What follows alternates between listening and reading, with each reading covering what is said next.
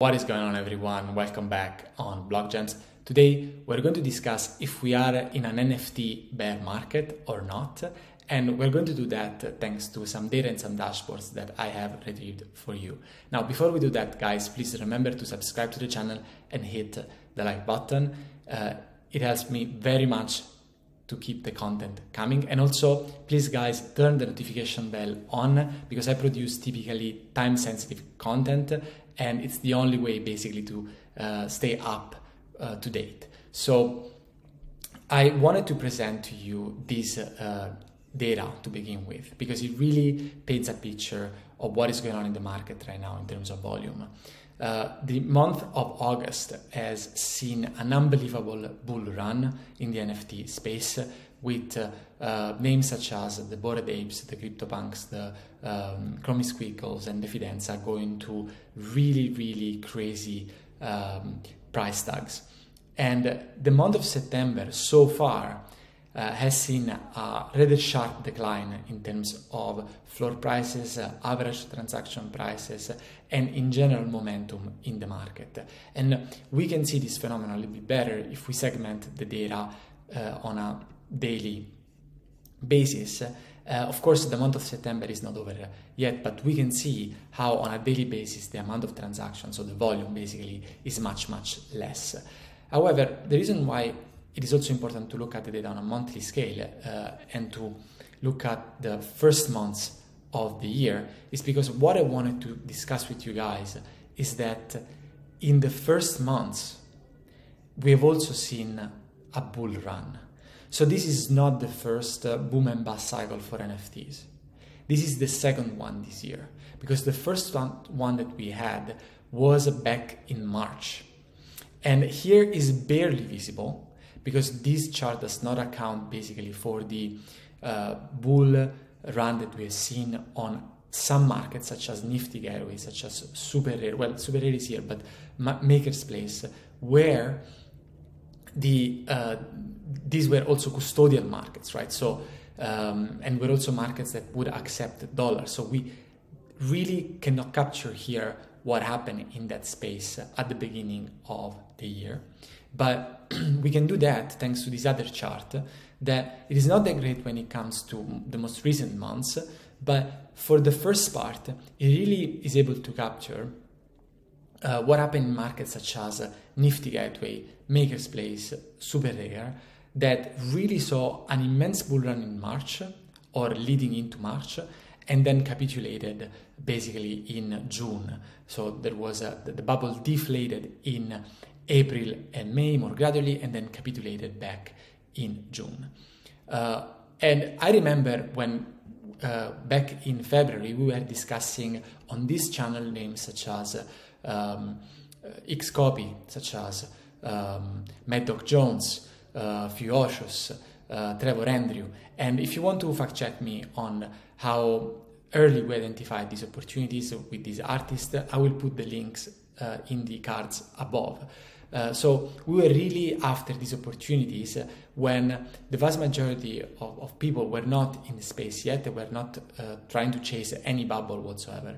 So at the time, and you will see in a second why I'm discussing this point now, but at the time, the reason number one why people were in the NFT space, especially on Nifty Gateway, was not to make a quick buck, was not to flip immediately after they purchased. Of course, there were some flippers, but many people were in this game either for the long run or because they wanted to support a given artist or they wanted to show that they belong to a fan base of a given celebrity.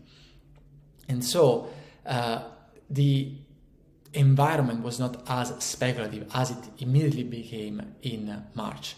And then we saw that after Beeple worked with Christie's, we saw how everything started to collapse. And in May of this year, May and June of this year, most people started to discuss about when we will see a resurgence in a resurrection of the Nifty Gateway market in terms of old projects reinflating in value, as if the NFT space would have remained anchored to these markets. And what we saw is that this is not what actually happened. What we saw is that the NFT narrative moved from these curated galleries, these galleries where not everyone could post, right? Not everyone could mint their own tokens, to more community-driven projects, to either generative art projects or avatar initiatives, or a combination of the two. And so we were not fighting the same battle, basically. This was one type of war in the last couple of months, and at the beginning of the year, it was a different war. It was a different narrative that was playing out. Now, you might remember when in May, I was discussing the Bored Apes Yacht Club project. If you want to fact check, I will post the cards above. And also in February, I was discussing art blocks for the art generative space and why I deem that interesting. So why I'm telling all these things, guys, is because I want to use the same exact blueprint for the future, for the next investments that I will be making in the NFT space in the upcoming weeks and months. So I will basically have a couple of guiding principles. I don't believe that we will see the resurrection of some of the generative art projects that have been deflating in the past weeks. But I think that we should look for new opportunities in other spheres, in other narratives that I will present to you in a second. First, I want to go through a couple of dashboards to prove to you that even some of the blue chip projects are indeed deflating in value. These are the floor prices for the Bored Ape Yacht Club, and we can see how after the end of August, we are seeing a decrease in value when it comes to the floor price. And the decrease is quite sharp, actually. Same thing is happening for the Artblocks project floor. Sharp rise up until the end of August, perfect symmetry here with the Bored Apes, and now also rather sharp decline. And by the way, guys, if you remember, last week I told you that I prepared some dashboard for you when it comes to the Artblocks projects. And I found, thanks to a friend, a dashboard that is better than the one that I created, so I wanted to give it to you guys, and I will link this in the description below. And I think that this dashboard is amazing if you want to explore the Artblocks projects. You can basically slice and dice for each and every project and understand a bunch of metrics regarding these projects for you to make your own assessments and your own evaluations if you want to invest in this space. However, as I mentioned, I will be looking at other projects that are a little bit different from strictly the art space. And as I just mentioned before, there are two reasons why I will do that. Reason number one is because typically we think that the next bubble will be looking, the next bull run will be looking as the previous one, in the same projects, in the same type of initiative and the same type of narratives, but it's hardly ever that way. So I think that it will be another narrative that will propel the next bull run, and it could be in gaming, it could be in the domain space, it could be in other NFTs initiatives, but the art space is not the first one that comes to my mind right now. Of course, I could be wrong, but this is what will guide my judgment in the upcoming weeks. That's the first thing. As a second thing, I will be looking for those communities and those crowds that are not looking at a cheap mint for the new NFT project. They're not looking to rush to the NFT mint or to the NFT token in general to get their hands on the tokens because they want to flip them, because they want to make money. But I will be looking at those communities and those crowds that are in search for a certain type of token because they want to do something with it.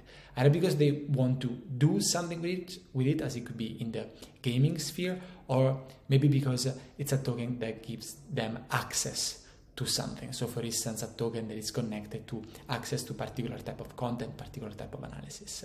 So if you think about what happened in the past bull runs, the best gains were there when you were looking for these communities or these people that wanted to get a hold of the tokens, not because they want to flip them immediately, but because either they wanted to support an artist in the very, very early stages of this year, with the very, very first bull run, when we saw other people that wanted to support an artist, other people that were in it for the fun of it or because they were experimenting, or as in the second bull run that we saw this year in the past couple of months, when people wanted to create a community token, wanted to create a token that allowed people to do something fun, or even just to experiment with mini accesses, mini applications, as it was the case for the Bored Apes that we saw earlier this year.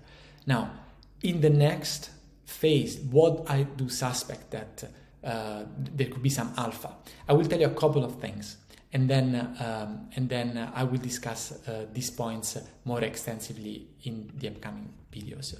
One area that I'm particularly excited about, that I am particularly bullish in, is the domain space. So ENS, so the Ethereum Name Service, and the Unstoppable Domain space, so the Unstoppable Domains project. These are our domains projects, and I will not go in details of this because this will be the subject of my next video. So if you're interested into that, remember to subscribe to the channel, hit the like button and turn the notification bell on. I will be talking about this either tomorrow or the day after. And guys, if this video was useful for you, please remember to subscribe, and see you in the next video. Bye bye.